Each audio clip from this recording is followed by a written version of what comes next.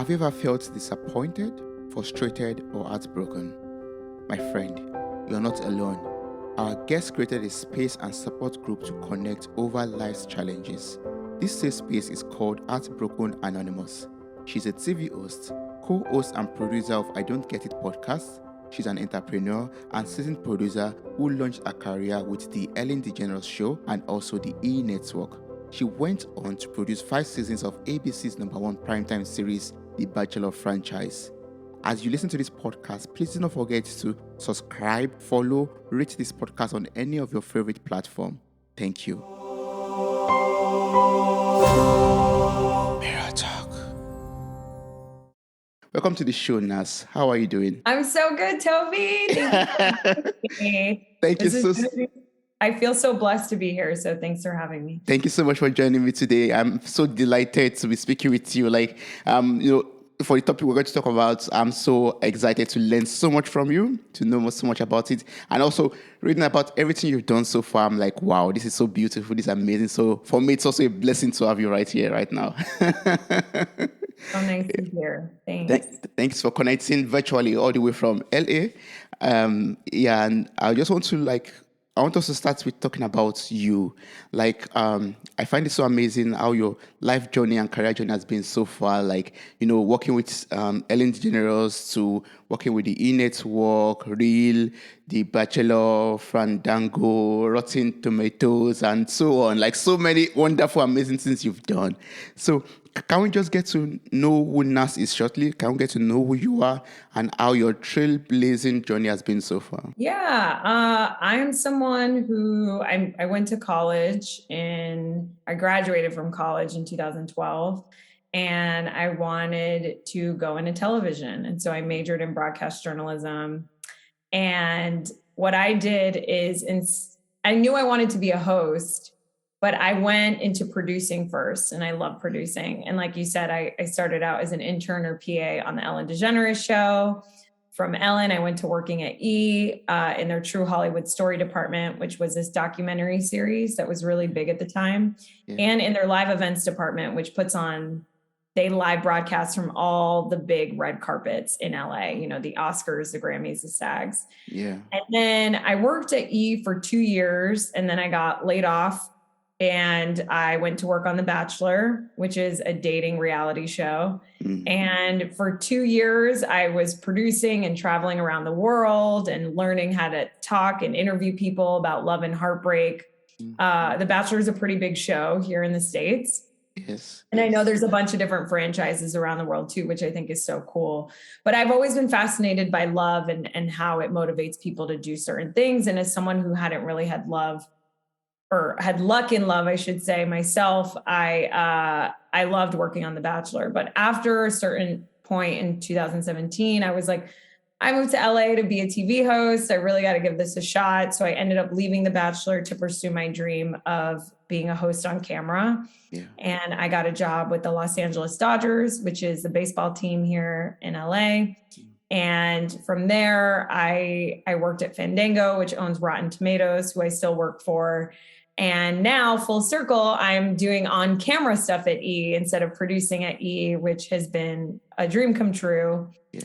In addition to hosting a podcast, just like you do, called I Don't Get It, with my friend who was on The Bachelor. I was her producer. Yeah. And in the middle of all that, somewhere along the line in 2016, I started a support group for people that are heartbroken called Heartbroken Anonymous. So currently, that's kind of all the balls I have in the air that I'm juggling and that I love.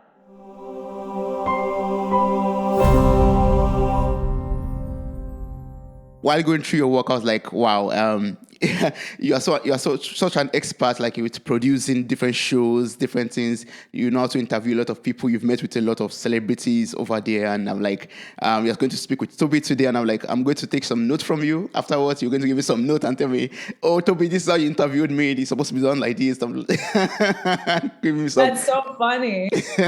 Give me some LA or some international standard ways of interviewing people, basically. Yeah. What's funny about you saying that is I think what I've learned here, I think in my career, I think it's always good to study people that come before you that you admire, but I think I learned the key is to actually really not try and just be like someone else, and to Yeah. really actually go insular and own who you are and how you would ask a question. Yeah. And so the way you interview is already perfect and amazing because of your upbringing and who you are and what you care about, and what questions come out of you naturally, I think. Yes. And I think that's the key to being an awesome interviewer, is really just knowing yourself and asking a question that other people wouldn't ask because they're not you, you Mm, know? that's true. Yes, I love that. Yes, just be yourself and bring your personality into your work. Yeah, but it sounds so cliche. And I remember coming up, people would always say, just be yourself, just be yourself. And I'm like, okay, but like I didn't really get it. Mm, And I think now in my 30s, I'm like, oh, why is it so hard to be myself? yeah. Why is it so hard to be Naz? And I Mm, think a lot of hosts will sit in a chair and it's like, you don't need to pretend to be Toby when that's you true. sit in your chair, but a lot of people pretend to be Toby or pretend to be Naz. Mm. And I have to often remind myself, just be Naz.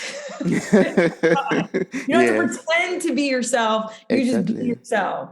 And Yes. and that's kind of hard to do, actually. And it's kind of crazy that it's hard to do, but it is. Yeah, that's true. You're very right. That's correct. But just be yourself and yes, just do your best, basically. Yeah. Mhm. I love that. Exactly. Yeah. But I would just love us to talk about the space that you've created, this safe space that you've created for those who are struggling and those who need connection or need people to relate with when they are going through difficult situations, especially heartbreak. Like as I was saying before we started recording, for me, this was the first time ever hearing about it. When I was reading about it, I was like, wow. So I know about AA, I know about different kind of anonymous groups that you can go to, but for heartbreak, I was like surprised. So can you share more about Heartbroken Anonymous? What inspired you to start it? Yeah. Well, thank you for saying that, because I was also shocked it didn't exist when I was wanting to start it. But Heartbroken Anonymous was born out of me leaving, working on The Bachelor, and being unemployed and wanting to date, wanting to find love. And also just, I had really equated my happiness with success. And so,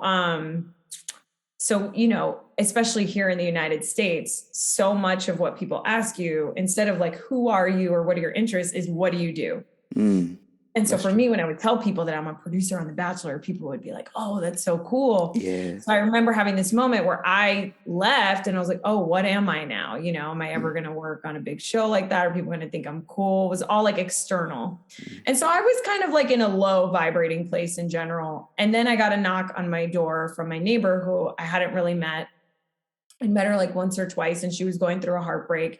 And I had this moment with her where she told me about her heartbreak, and she was more comfortable telling me than her own friends and family. She was like, I just need to talk to like someone that's not my Yes. friends and family. And I was like, oh, why? That's crazy, right? Like, Yes. I don't know who you are really. Yeah. And you can't talk to your mom about this. And she was like, yeah, my mom's going to tell me to move on, or that I'm so much better. And it really sunk into me that this concept of how we're more willing to tell strangers how we actually feel about something is so real, and how that there's such safety in that, in being able to say whatever it is you want, and not feel like you have to defend yourself or, and it's unfortunate because our friends and family love us, they're not doing it because they don't love us, but sometimes it's not the right thing to hear in that moment. And so I remember that moment, and a couple months later, I was dating someone, and it was very like, are we together? Are we not together? And it was that anxiety for like 6 months, and then I got blindsided, and it ended, and I was I fell into an acute depression, and I started going to therapy, and therapy costs a lot of money. Yes. Therapy is like $175, $200 a session. And I was like, I don't know a lot of people that have $800 a month to feel better, like to go every week. And I couldn't go every week. And so it was born out of my own heartbreak, because I couldn't sleep. I couldn't eat. I was having nightmares. And I was like, whoa, this is really mentally consuming. It's kind of wild that and I can only speak for the United States, but it's kind of wild that here in the United States, if I'm physically sick, I can go to the doctor, go to the hospital, get a doctor's note. I can call my job. Yes. And I can tell them, hey, I'm not feeling well. And they'll say, oh, okay, take a couple of days off. I have a doctor's note. Yes. But if you're dealing with mental or overwhelming distress, which by the way, is the official definition of heartbreak. A lot of people, when we think of the word heartbreak, and I'm really trying to break the stigma, we think of a girl in bed crying over a guy, eating candy, eating ice cream. But that is not what heartbreak is. The actual definition, if you Google it, is overwhelming distress. Yes. Anything can cause overwhelming distress. Racial injustice, a miscarriage, losing your dog, being in a fight with your friend, the loss of a family member, a job, a dream. Any of these things can cause heartbreak. The list goes on and on. And so I thought to myself, if any of those things happen, like if you have a miscarriage or your dog dies, we just expect people to wake up the next day and resume life. Yeah, just move on. And why is there no doctor's note for that? And then I would do research because I was like, this is so painful. Yeah. And I discovered that the same part of your brain that lights up when you're going through physical pain is the same part of your brain that lights up when you're going through emotional pain. So I was like, oh, wow. So feeling heartbreak can literally feel like someone punching you in the gut. People die of heartbreak. It's called broken heart syndrome. Yeah. And how is there nowhere to go if you can't afford like therapy to feel better? And so I started to think, wouldn't it be cool if there were a bunch of strangers around that could talk to each other, remind themselves they're not alone, and sort of just talk about heartbreak in a free, safe space. And so that's where the idea of Heartbroken Anonymous came to be. It's not a 12-step program like AA, or, it's not, I'm not really in the business of fixing your heartbreak. I'm in the relief business. And so I have found that when you come and you sit in a circle, there's no crosstalk, or we're doing them on Zoom too now since the pandemic. So anyone from the world can join. We do 2 meetings a month, 1 in person in LA and 2 virtual meetings. Okay. And you can just come and listen if you want. You don't even have to share, or you come and you can share, you can remind yourself you're not alone. Because sometimes when we're experiencing heartbreak, we feel like it's happening to us. We can't see anything else.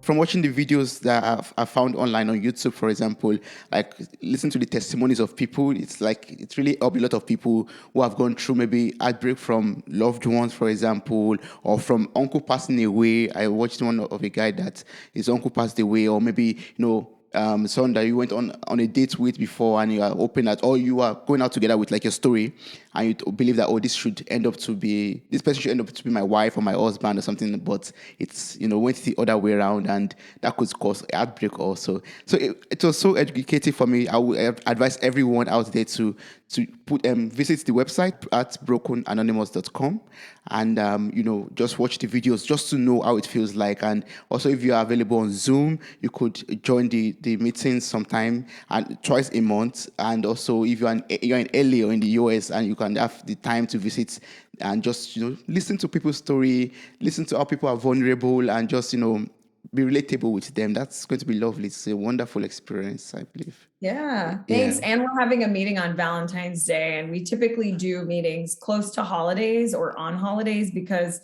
that can also be a very triggering day for people. It could be your first Christmas without your mother. It could be a Valentine's Day since you've gotten divorced, or you're going through a breakup, or you're still in a relationship and you feel alone. So, just want to let people know that we have a meeting on Valentine's Day. I found something fascinating when I was reading your interview that you had with Forbes.com. I think you were interviewed by Rebecca Bastian. And, you got to a point where she asked you a question, and you said you are grateful about your first real breakup, or your first real heartbreak. And I was like, wow, what made you grateful about it? Like, how did this breakup influence your life in order to make you so grateful about it right now? Yeah, thank you for that beautiful question. I love it. And it took me a long time to not feel hatred or anger or angst or disdain towards someone that broke my heart. And this was back in 2017. And I didn't realize at the time, after having done a lot of inner work, that I really didn't love myself. And I was like depending on someone else for my happiness. But to answer your question in a different way, I am so grateful for that heartbreak, because had I never experienced that, I would have never started Heartbroken Anonymous. And I think what we tend to forget when it comes to heartbreak is that heartbreak breaks your heart open. Yes. And it's a beautiful way to come into loving yourself again. And it really is like you just learn how to love yourself even more, or you love what you had, and you learn I'm speaking in romantic relationship terms. Yes. You love what you had, but you're grateful for the experience because maybe it taught you something that you don't want or that you do want in the future. It's always just adding to the richness and experience of your life and what is to come around the corner. Yeah. And one of the requirements for membership in Heartbroken Anonymous, and actually the only requirement, is to have hope. And so hope is a faith that good can be derived from painful situations and lead to personal growth. And so I truly believe that we can grow ourselves and learn to love ourselves through heartbreak. Yes. And I think that's sort of the beautiful, crazy side of it, where months later, years later, you're like, oh, wow, if that never happened, this would have never happened, or I would have never been like this, or I would have never realized this about myself. And my heartbreak, aside from starting Heartbroken Anonymous, the reason why I'm so grateful for it is because I became conscious and aware that I was playing victim my whole life. I just wasn't conscious. I wasn't responsible of my own feelings and the role I was playing in my own life. Yes. And that heartbreak really led me on a journey to learn why I like emotionally unavailable people. Why am I attracting these type of people into my life? Yeah. At a certain point, I had to wake up to the fact that a lot of it was me. And all these like underlying beliefs I had, maybe of unworthiness, maybe I didn't, or maybe I still don't think that I'm worthy of like this great love, and Yes. if it wasn't, I'm just so, so grateful for that first heartbreak, because it got me on my path of self-discovery.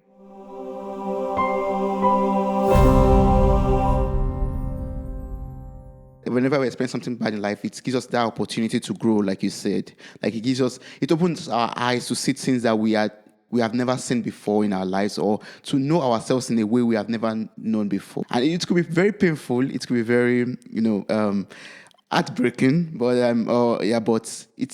it opens a window or a door. Like I read something like when you crack a heart or something like that, it opens a hole in which allows light to pass through it or something to illuminate your heart and illuminate the inner part. But that breaking of the hole or creating of the hole in your heart could cause pain, cause cry, but you allow light to flow through it, and you become a much better person after the miserable experience. Basically. Yeah, it's hard, it's painful, man, and that's why I want people to know there's a space they can go to help them. And it's not instead of therapy. It's just in addition. It's just another resource where you can go and talk to people who are going through what you're going through or feeling what you're feeling. Even if you're going through a divorce and someone lost their dog, it's like, it's still a shared sort of pain of heartbreak that person can understand. Yes. The loss of something. And you're absolutely right. I love what you said about the window. It really is just a step forward.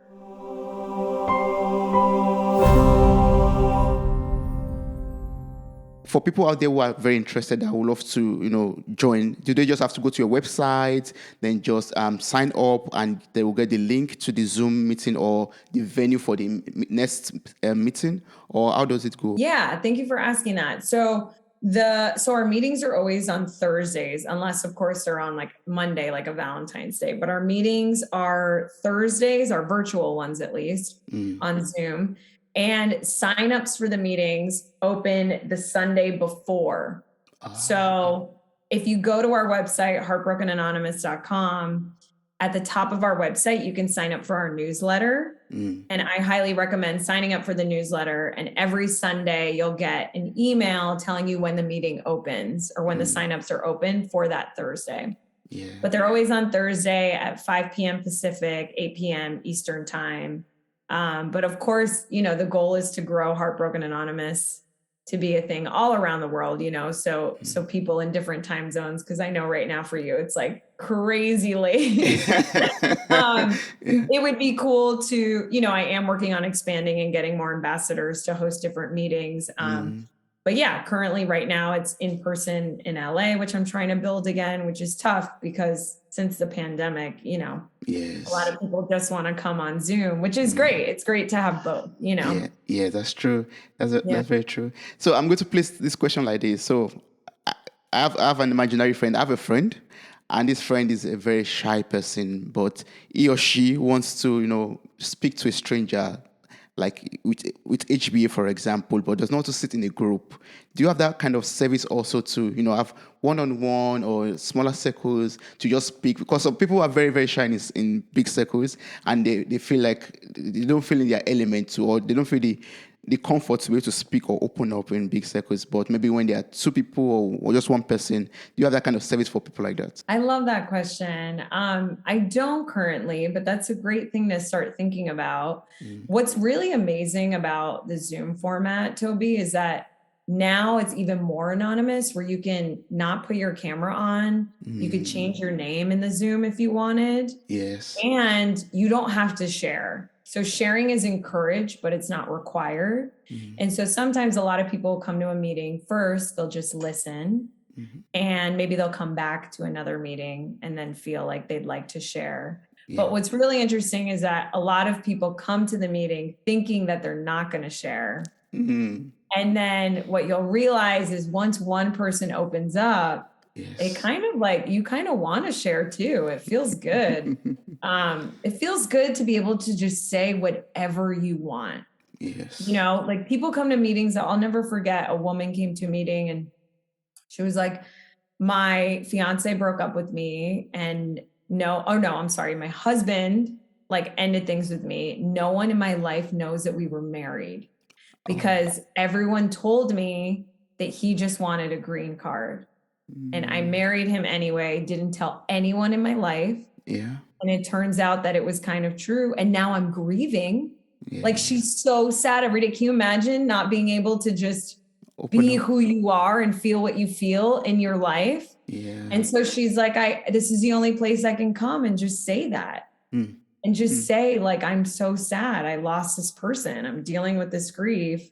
Yeah. That's just one example, but there's many, there's people that are in affairs with people that are married, and that can be really painful too, Yes. There's people that have come that aren't over people that they dated 25 years ago, and they're embarrassed or they feel ashamed to say that to their friends and family. And in my eyes, there's no algorithm to a breakup.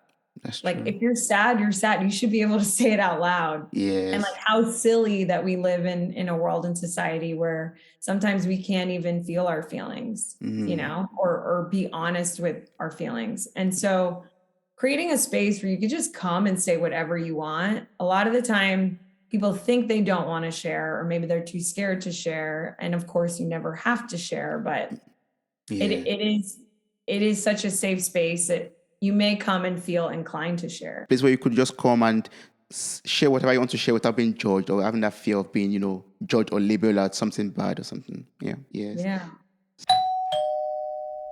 Dear friend, you can grow your personal and business brand by creating a strong network through podcasting. Create real human connections, have the ability to share your story and interesting point of view. To get started, you can make use of the special offer for friends of this podcast, which is on kitcaster.com/mirror. kitcaster.com/MIRROR. The link and further instruction or details will be found in the show notes for this episode. Thank you. Don't forget to follow us on Apple Podcasts, Spotify, or Google Podcasts, or whatever platform you listen to this on. Thank you. So apart from now I know about HBA, now I know about Heartbroken Anonymous. Are there like some other helpful, useful methods of getting through or recovering from heartbreaks out there? How can I, let go of those feelings and feel free again and be able to live life without having to be hurt or sad or disappointed? Yeah. So what's interesting about your question is I'm so I want to say first and foremost, I'm not someone that I don't like to give advice only because Heartbroken Anonymous isn't a space where you're going to get advice. I found that like sometimes people just want to say what they want, but I obviously do want people to heal on their own and do what's best for them. Yeah. So I'm only answering this question personally as Naz and like what's worked for me. Yes. Not as like the founder of Heartbroken Anonymous. But for me, like, I don't know, when it comes to dealing with heartbreak, I think one, surround yourself with people or like come to groups and I think radical acceptance is a big part of heartbreak. I think accepting it, right? And sitting with it and actually not trying to avoid it. I'm so anti like, how do you get over it quick? And, you know, like all this stuff. And I say, don't. I say, feel it. Because if life was happy all the time, it would be boring. And it's that variety. It's this sadness that shows you what you do want. That's true. It's necessary to the human experience to feel these things so that you can grow or know what you do want. It's a guidance. It's like that angst is going to guide you, I think, to your next destination, wherever that is. That's and true. So I don't like to ignore it. I love feeling feelings. I love crying. I love the human experience and I love being sad because being sad enables me to be really happy other days, you know, and knowing what it is. So I think but I think obviously, you know, getting out there and going on walks and moving your body and surrounding yourself with people going through the same thing and just giving yourself grace and allowing yourself time to grieve. So many people come and they're like, oh, I'm so mad. I you know, me and him broke up 6 months ago and I cried yesterday. And it's just, remember that healing is not linear. That's true. Healing is like, it's zigzag, you know, and that's okay. And you judging yourself and shaming yourself for crying a year or 20 years later, I think makes it worse. That's true. That's very true. And I thank my body. You know, if I cry, I'm like, oh, thank you for telling me that I'm still sad about this. That's really good information. What does that mean? Maybe that means that I really want love right now. I don't know. This is me speaking in hypothetical. Yeah. But I think it's beautiful. And I remember hearing this quote on this show called WandaVision on Disney Plus, because I love Marvel. And Vision, who's a superhero, says this quote to Wanda because she's grieving the loss of him. And he says, what is grief if not love persevering? And so I love that line because it really just is love. Yes. Right? Yes. And when you miss something, I think what you're really missing is alignment with yourself. Like I would use an excuse. I don't know. Let's say like I really wanted this guy to like me. Yes. Because I love loving and I love giving love. And if that guy isn't liking me, then I can't give love, right? But you can, right? I'm just using that person as an excuse to be love, to be in alignment with who I am. I can be love every day I wake up.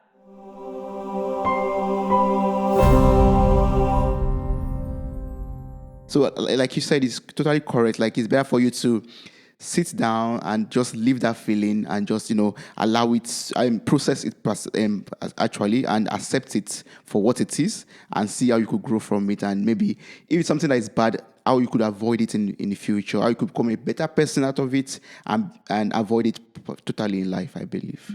Yeah, but I love what you said, processing it. It's like, turn it into art. Yeah. Write a song, write a poem, write a letter that you never send. Yes. You know, like it's process it so that and again, I'm speaking just of romantic love, but this could be anything. But when that next person comes down the line, you're closer to being healed and being open. Yes. A big thing that happens to people going through heartbreak is your heart closes and you can feel your heart closing. Your heart's an instrument. You can feel it closing when someone's around and they kind of like you, but you don't know if you're ready yet, you know? But if you process it, you may be more open to allowing more love in later on, you know? That's true. Yeah. So if someone approaches you now and asks, now, okay, I'm ready to process my feelings now. I'm ready to open up. I'm ready to be vulnerable, to speak with other people about it. But I'm not sure how a support group can help me heal my broken heart. What would you tell that person? Yeah. Well, I would say you're absolutely right. I am not in the healing business. I am in the relief business, you know? Yeah. I am here to or not me, Heartbroken Anonymous is here to give you a space to grieve, to just feel it all and to not feel ashamed about feeling it. Yes. Because that's something we all do, which makes no sense. Like I shouldn't, and I do it all the time. I'm like, oh, I'm so embarrassed, or like you dated someone and they met and you're like, I'm so embarrassed. And it's like, what about just being sad about it? Yeah. Now on top of being sad, you're embarrassed about being sad. So I would just say, we're just here to help you process. I'm not here to tell you what to do or give you advice, but maybe you can meet someone or a friend that can help you get through it, and remind you that you're not alone. Because I say this all the time, we're in a loneliness epidemic.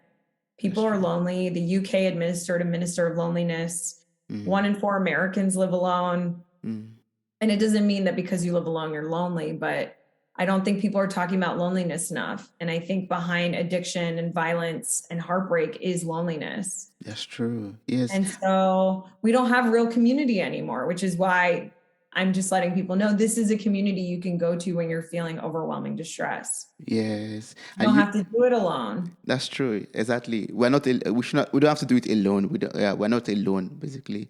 And you mentioned loneliness, brought this question into my mind. Like, there's currently a pandemic going on. And a lot of people just feel heartbroken by with the way things are going on right now, like maybe with the government or just because there's a pandemic, basically, and we have to sit at home most of the time. And you just feel heartbroken, sad, disappointed about it. So for people going through this kind of, process or heartbrokenness, how can they heal from it? How can they recover from something that's ongoing currently and is, making them sad every day they wake up? Like they wake up every morning and they're like heartbroken. Oh my God, this is... Yeah. When you find out the answer, please call me and tell me. Because I'll tell you, as somebody who lives alone, who is single, and I was most of the pandemic, it's hard. Yeah. It's hard. I had never felt so alone in my entire life. I couldn't fly and see my family. Some of my family had different political views than me. They thought about the pandemic differently. I felt isolated from them. I couldn't see friends. Some of my friends have autoimmune diseases. So, I couldn't even risk getting close to them. It's true. And it's horrible. It's horrible. There's so many people out there right now that are alone in isolation. And it was already bad enough to go through heartbreak, but to now have to go through it isolated and alone is compounding, which is why I went virtual with Heartbroken Anonymous. But in retrospect, I think what I'm hearing from, and this isn't a statistic, but from what I've witnessed and what people have said out loud and what I've observed in meetings, is that now because of the pandemic, people are facing their heartbreak head on. When I guess in the past or pre-COVID-19, they would just distract themselves and maybe process it months later. Yeah, that's true. So there's always a silver lining, and maybe that's it. I don't know. But when you get the answer, let me know, because it is extremely lonely and isolating. And I think the first step is just admitting you're lonely and not being ashamed about it. That's true. Yeah. I'm not going to be embarrassed to say I'm lonely. No. And I think we need to stop acting like loneliness is a virus. It's not. No, it's not. Yeah. Because people don't want to go near people that are lonely. Yes. Or admit they're lonely. And that's part of the problem too. And so you can come to Heartbroken Anonymous. It is an anti-lonely club.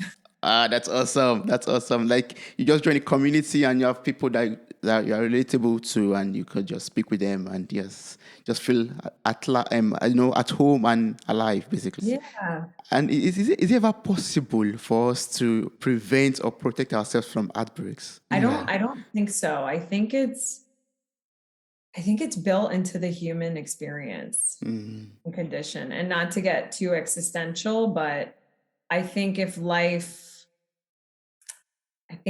needs that variety. So, so you can pick preferences. Yeah. I don't know. I think if we were all happy, right, and there was never any heartbreak or we never got sad, I think everybody would be really bored. That's true. Yes. I don't know. I think it's just a card we're all dealt with. I don't think, well, number one, no one gets out alive, and no one does not experience not heartbreak. That's true. Yeah. My own words. No one escapes it. Everyone has felt rejection. And so, yeah, it's a matter of figuring out, what are you learning from it? That's true. Or are you letting it hold you back?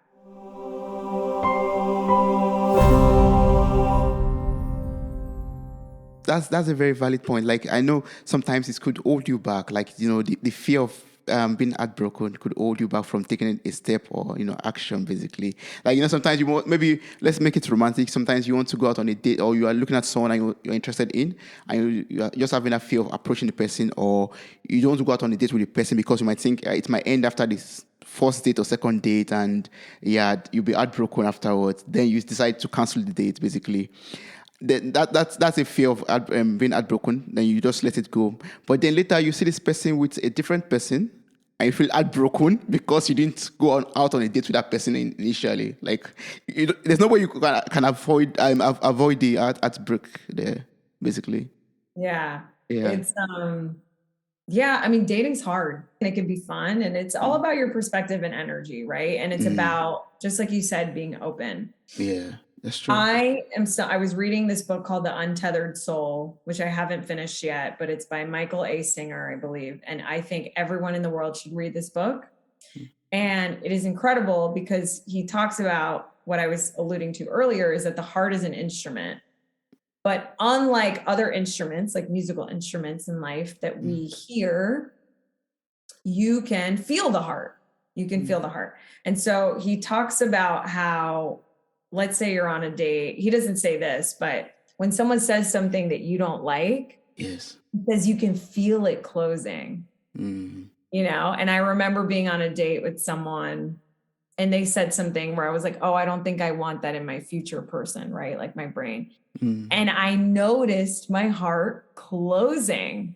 And I think we should be more aware of that. We should be more aware of when we close our hearts, and maybe we should keep it open more. Yeah, we should be more open-minded. Yeah. And it's not about avoiding heartbreak because it's going to happen. It's about being okay with that being a part of life. That's true. Right? Yes. Yes. And just continuing to love ourselves and find, what it is we're meant to learn about ourselves and about love. Yes. Yeah. But it's scary. It's scary. So many people, and I hope I'm not coming off holier than thou. I'm speaking as someone who's been single almost all my life. I'm turning 32 soon. And like it's scary getting rejected. It's the worst. But then when I think about it, I'm like, oh, it's so silly. I'm scared to have this conversation. I'm scared to ask for clarity. I'm scared to go on this date, all because I just don't want to feel rejected. It's just a feeling. That's true. Exactly. Right? Like we are holding ourselves back from figuring out so much, or discovering or not going for the thing that we want, whether it's a person or a job, just because we're scared of a feeling. That's true. But what if we welcomed rejection? What if we were like, hey, rejection, come to the table. It's okay. Like, you're a part of all these other emotions, like happiness, and we can feel all them at different times, and it's okay. Yes. And that will open ourselves up to more opportunities, basically, to bigger things, probably. Yes. Yeah, because at the end of the day, we're all just pure love, I believe. That's true. And so, yeah. So I find it's wonderful also, like, you worked on The Bachelor, like you produced The Bachelor for 2 years. And, this show is about, love and dating and all that kind of wonderfulness, I would say. Yeah. So did your experience with the show change the way you see and understand the concept of love? That's a good question. I think it opened my eyes to how people love. Mm. I know often when people ask just a question, what do you think love is, or have you ever been in love? And when I think of that first heartbreak that led me to start Heartbroken Anonymous, I remember thinking, oh, that wasn't real love. But then I went back on it and I was like, oh no, that was real love, because that was what I thought love was at the time. Yeah. Right? Like it was what I thought love was to be in that moment. I think I learned how people love and how love motivates people to do certain things. And that to me is fascinating. Like I work for the Dodgers baseball team, and it's fascinating to me to see a person, let's say it's a man who grew up loving the team, and then he married someone and now she's a fan, you know, but she had nothing to do. She didn't grow up with it. That's just love, right? Yeah, that's true. Now That's you're very a fan. And so how love motivates us to move across the country or root for a sports team, to me has always been so fascinating. Yes. Yes. But as far as what love is, I think that's different to all of us, right? And it's dependent on how evolved you are and how much you love yourself. But how would you define love in your own word, with your own experience? How would you define love? I love that question. I think the word that popped up in my head was acceptance, but acceptance sounds kind of harsh. I think it's just like the loving and acceptance and embracing of how things are in the moment and of yourself at all times.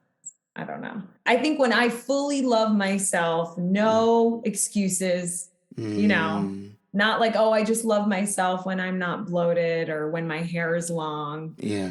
I have nothing to hide, nothing to prove. And I am just accepting and embracing and loving the moment that I'm in. Yes. With myself and who I'm with. I think that is love. Yeah. I don't think dating someone or being around someone and saying and wanting to change them is love. You know? Yes. It's just full acceptance of who they are and who you are in a moment. I think. When you say love is just, like you said, accepting a person for the flaws, for the beauty, for the ugliness, for everything that the person is, but and also everything exactly. I think that's love. Yeah. What is love to you? So for me, I think love is, for example, the ability to give without receiving back, for example, the ability to serve, for example, without having to get paid for it or being recognized for it, or the ability to, So basically, love is just, it's relative and it depends on how you see it, basically. So I believe love is like, just being kind without accepting or without expecting kindness back from anybody, basically, just being. I think I like your definition better than mine, and I think you're absolutely spot on. I think it's giving. I think it's being love, right? Yes, exactly. I think love is what we are. Yes, that's true. Yeah, if you don't let all the other stuff get in the way. Yes, that's true. So, is it possible for us to know when we've truly fallen in love with somebody? Is that possible? I don't know. I mean, I haven't been in a long-term relationship. So I think it's very important for me to be transparent. Yes. Not that means that I haven't experienced love. I think, like I was saying before, I think love is what you think it is in the moment, you know? Yeah, yes, that's true. Yes. What's your answer to that question? That's a very big question and a good question. That's why I'm asking you, actually. So, what are your thoughts on it? I'm wary of people that have all the answers, so I never try and act like I know. It's just what I think. Yes, I believe that. Yeah, that's why we're having this conversation also, just to learn from each other, basically. Yes, like for example, when you said love is acceptance, like I was like, yeah, of course. I can see how love is acceptance also, and that's why And when you said, oh yeah, you're not sure if that's the answer, I'm like, I can see what you mean by love is acceptance. Yes. So I believe when you say when you say someone has truly fallen in love with someone, I believe it's just when going back to the definition, just accepting the person for who the person is, like not being disgusted by the flaws and everything. Still liking the person or loving the person the same way when person has everything in abundance and when person has nothing. I believe that at that point, or still finding someone attractive when the person is in the worst state ever, basically. Or when person says anything or offends you in a particular way, not find that person appealing at that moment. Yeah, I believe that at that moment you've probably fallen in love with the person or truly fallen. Maybe, but now I'm thinking now I'm going back because I'm like, well, someone could be accepting of their boss at work, the good and bad parts, but not love them. Yeah. So I don't know, you know what I mean? It's definitely. Yes. I think this is why we love talking about it, because love is this nuanced thing and feeling. And I think, to go back to your question, how do you know when you're in love with someone? I think it's like an inner knowing. It's like this gut.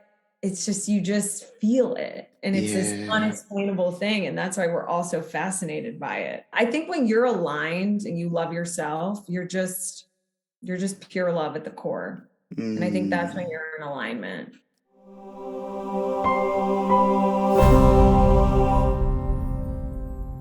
It has been so awesome, learning about heartbreak and love with you. I love the fact that we were able to, analyze love a little bit. That was so beautiful. Like, open my eyes a little bit to see other part and aspect of love also, and to realize that it has a lot of definition. Love has different sides to it, basically.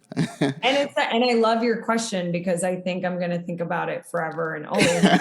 How do I define love? What is love? And I think what's so beautiful is that could change for me tomorrow. Yeah, and that's true. If we sat down a year from now, we could be like, oh, we didn't know what we were talking about. Exactly. Yeah. This is what love is. And that's what's so beautiful, is that it's so personal. Yes. You could wake me up tomorrow morning and I'll tell you something entirely different. Like, love is. Yes. Yeah. Exactly. But among all the awesome things that you do, you co-host I Don't Get It podcast, where you talk about relationships, you talk about men, you talk about sex, you talk about a lot of things. Can you tell me more about this podcast of yours and what should listeners look forward to? Yeah, of course. So my friend Ashley Iaconetti and her sister Lauren Iaconetti were on The Bachelor, and that was the show that I produced on. Yes. And when we both weren't working on the show or on the show, Ashley and I became really close, and neither of us had a boyfriend. And we were like, when did we start it? We're like 27 or 28 or 29. And we were just, someone approached her to do a podcast, and they were like, well, you have to come up with a name, and what do you want to call it, and what do you want it to be about? And she asked me to co-host it with her. And I was like, well, every day we're in the car and we're just like, I don't get it. We're just always saying, I don't get it. Yeah. And we did our first episode on how we don't get how girls get boyfriends, because we were 27 or 28. We hadn't had luck. And we released the episode, and it gets like 11 on iTunes. Wow. And we got so many messages from people around the country who also were in our age bracket, who had also never had a boyfriend before. And so that's how I Don't Get It was born. But we talk about so many things we don't get. But not in a way of like where we're experts, where we bring people on just to sort of like understand, or, whatever it is. Or otherwise it's just us three complaining about things like, airplane stuff. This doesn't make sense at the airport. We don't get it. So you can, so it's me, Ashley, and Lauren. We've been doing it for 4 years now, which is crazy. Yeah. We were doing it before I think people really got into podcasts, or at least like months or a year before. But you can follow it anywhere where you can download podcasts, like Spotify, Apple, but it's called I Don't Get It.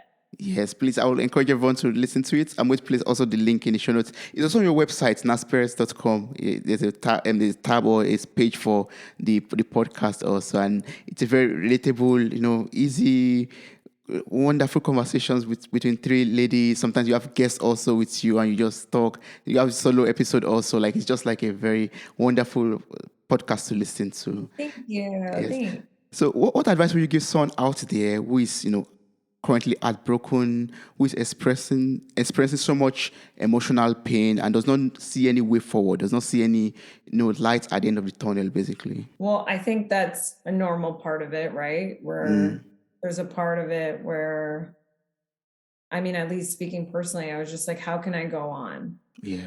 That was me resisting, and I think it's okay to be in that space for a little, Yes. right? Not forever, but like, oh, I don't like my life this way. This isn't what I thought it was going to be. And I wanted it to be another way. And they were part of my plan and like feel that, but you don't have to be in it forever. And my advice would be to come to Heartbroken Anonymous and hear other people's stories, to remind yourself you're not alone and give yourself a different perspective and remind yourself to have hope.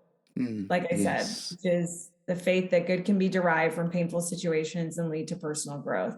I think the greatest quote I ever read was in this book called Even Cowgirls Get the Blues.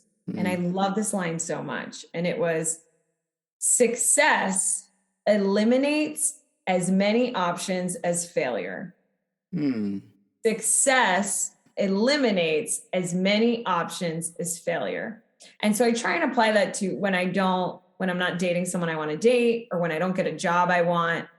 I'm like, oh, if I would have dated that guy, or if I would have gotten that job, what I'm not realizing is that would eliminate a million other options that I don't even know about yet. That's true. Yes. That's true. What if there was someone more amazing around the corner? What if I would have got a 10 times better job with a bigger salary? And so we don't remember that. Sometimes we think the things we want, success, is like, oh, it worked out the way we wanted it to, which is fine. But I think just remember, success, getting what you want, eliminates as many options as failure does. Failure, yes. Wow, that's a very wonderful closing note. And I'm going to also go and think about this also, like success eliminates as many possible options as failure. Yes. And also, like what you said before, that is very wonderful too. Like hope. We have to have that hope, or that faith also, that this phase of life that we are in, that is not so conducive, won't last forever. We'll be out of it. By the time we sit down with the thoughts, by the time we process it, accept it, and we come out of it as a better person, before we know it, it's behind us. This dark moment is not forever. Yeah. And can we approach life with a playful curiosity? And I love I'll leave you with the word wonder. I love the word wonder because I'm always like, I wonder what's going to happen next. Yes. Yes. And when you come at life from that place of playful curiosity, it gets a lot more fun. Yes. Just be playful and curious about life. Yeah. And life's supposed to be fun. True. That's very true. Yes. It can be fun if you want it to be. That's very true. Wow. This is so wonderful. I said Perez. So wonderful, Naz. Thank you so much. I was calling by your last name. How do you pronounce your last name? My last name is from Nigeria. It is pronounced Ojekule. Like Ojekule. Yes, Ojekule. Yes, exactly. Yes. Ojekule. Toby Ojekule. And exactly. What language does your family speak in Nigeria? So officially we speak English, like English, right? Yes, but we have like different. Nigeria has over 500 different languages, basically. That's amazing. That's so cool. Yes, but my own mother's language, or mother language, is Yoruba. Yoruba. Yeah, Yoruba, exactly. Yes. Cool. Thank you so much. How do you say goodbye in Yoruba? Odabo. We say Odabo. Odabo. Odabo, yes. But before I say Odabo, I'm sure someone is out there who would like to, connect with you, maybe work more with you. What's the best way to do this? Totally. So if you want to come to a Heartbroken Anonymous meeting, go to heartbrokenanonymous.com, sign up for our newsletter at the top of the website. If you have questions about Heartbroken Anonymous, shoot me an email at info@heartbrokenanonymous.com or follow us on Instagram at heartbroken_anonymous. And you can message me there, or you can message me on my personal Instagram. I'd love to hear what you thought about this conversation or this podcast at Naz Perez. So it's at NAZPEREZ on Instagram. Awesome. I'm going to place all of this information in the show notes of this episode also, for everyone to just easily click on it or just copy it. Thank you so much, Naz. I really appreciate this wonderful conversation I had with you. Thank you, Toby. Odabo. Yeah. Odabo. Thank you for having me. This is wonderful. Thank you. It was awesome. Thank you so much. Wow, you made it to the very end of this episode. Thank you so much for listening. I'm grateful for your time, your love, and your contributions. Subscribe, like, review, and share this podcast. God bless you. Bye.